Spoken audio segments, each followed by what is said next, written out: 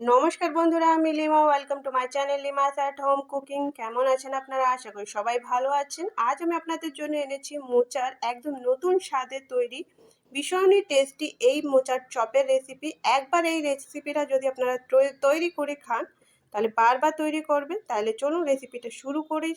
তো এখানে আমি প্রথমে মোচাটাকে ভালো করে কুচিয়ে নিয়েছি। একটা পুরো মোচা নিয়েছি আর এটাকে ধুয়ে 2-3 বার ধুয়ে ভালো করে জল ঝরিয়ে নিয়েছি। আর এরপর এখানে নিয়েছি 150 গ্রাম বেসন। বেসনটা এখানে পুরোটা অ্যাড করব না, কিছুটা বাঁচিয়ে রাখবো। তো এটা আমার পরে লাগবে, তো এটা আমি বাঁচিয়ে নিলাম। আর এখানে নিয়েছি 50 গ্রাম সুজি, সুজিটাকেও দিয়ে দিলাম। আর এরপর আমি একটা বড় সাইজের পেঁয়াজ কুচি করে নিয়েছি, তো এখানে সেটাকেও অ্যাড করে দিচ্ছি। আর এরপর 5 থেকে 6টা রসুনের কোয়াকে এরকম ছোট ছোট করে কুচি কুচি করে নিয়েছি, এটাও আমি অ্যাড করে দিলাম। আর এরপর নিয়েছি 5 থেকে 6টা কাঁচা লঙ্কা, আপনারা আপনার স্বাদ মতো এখানে অ্যাড করতে পারেন লঙ্কা।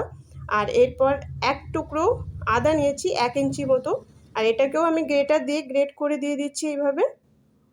তো এটাকে দিয়ে দেওয়ার পর আমি এখন এখানে অ্যাড করব ভালো করে গ্রেটারের সাইড দিয়েও আমি নিয়ে নিলাম এইভাবে।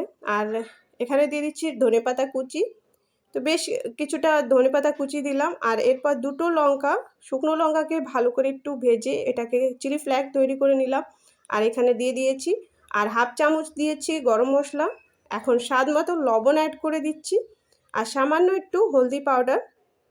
আর এরপর দেখুন এখানে নিয়েছি আমি হিংটাকে পরিমাণ খুবই কম রাখতে হবে, চামচের আগে যেটুকু ওঠে সেটুকু হিং এখানে অ্যাড করলাম।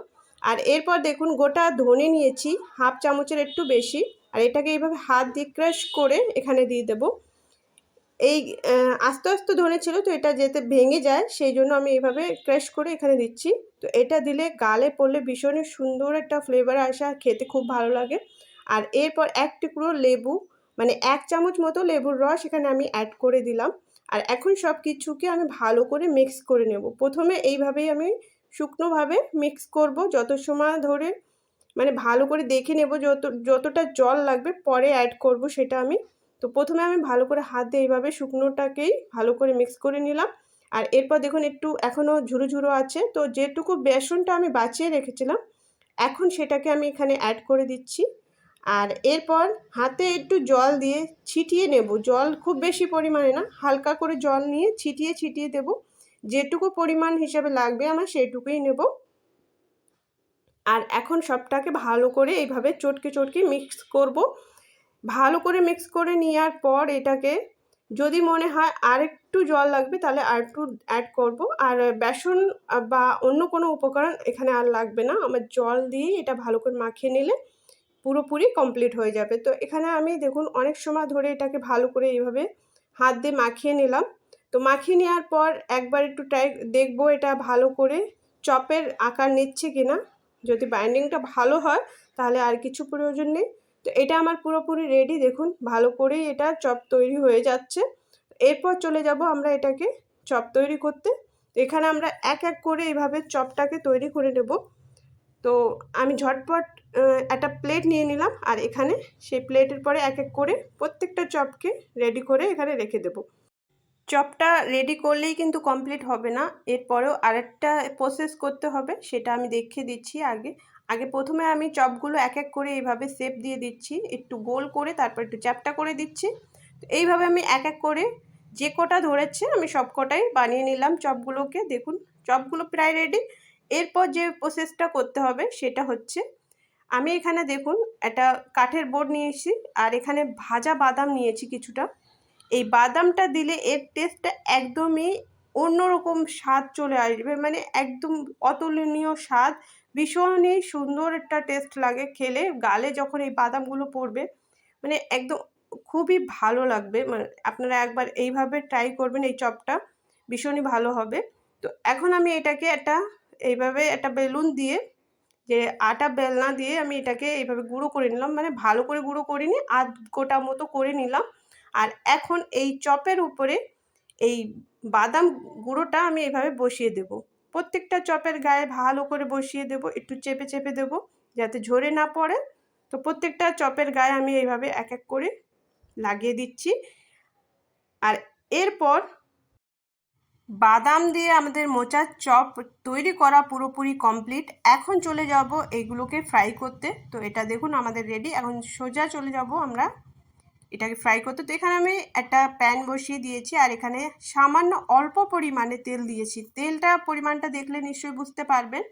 আর এরপর এক এক করে চপগুলোকে আমি এইভাবে রেখে দেব। বাদামের যে দিকটা সেটা আমি উপরে রাখছি প্রথমে, তারপরে আমি এইগুলোকে পাল্টে দেব। প্রথমে এক সাইড যখন হয়ে যাবে, তো প্রথমে আমি এইভাবে যে কটা ধরছে একবারে সে কটা দিয়ে দিলাম।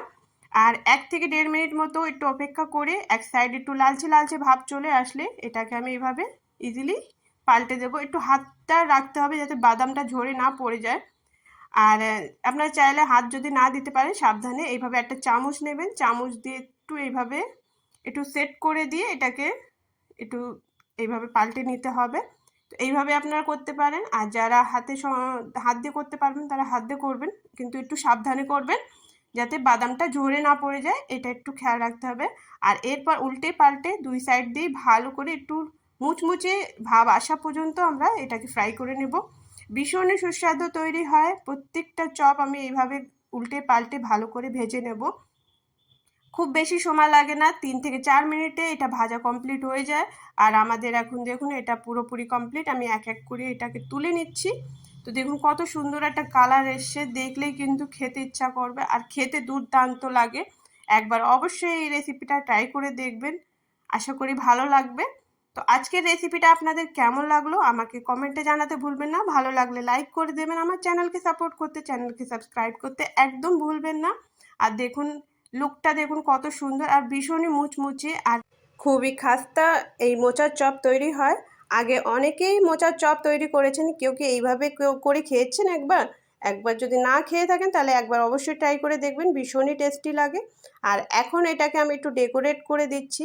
বাড়িতে যদি গেস্ট আসে ঝটপট মোচা যদি হাতের কাছে থাকে, আপনারা এই রেসিপিটা ট্রাই করে এইভাবে সাজিয়ে তাদের সামনে পরিবেশন করলে তারা সবাই অবাক হবে, খেতে ভীষণই ভালো হয়। আপনার কাছে রেসিপিটা অবশ্যই জানতে চাইবে। তাহলে রেসিপিটা আজ এই পর্যন্ত, আবার চলে আসবো নতুন একটা রেসিপির সাথে। তত সময়ের জন্য নিজের খেয়াল রাখবেন, ভালো থাকবেন। এখন একটা চপ আপনাদেরকে ভেঙে দেখাবো আমি। উপর থেকে দেখুন কতটা সুন্দর লাগছে, দেখলেই কিন্তু খেতে ইচ্ছা করবে আর ভীষণই টেস্টি হয়। আর আমি দেখুন এটাকে ভেঙে দেখাচ্ছি, ভিতর থেকে পুরো পারফেক্টভাবে ফ্রাই হয়েছে, হালকা জুসি টাইপের, উপর থেকে পুরো মুচমুচে। একবার অবশ্যই ট্রাই করবেন। ধন্যবাদ।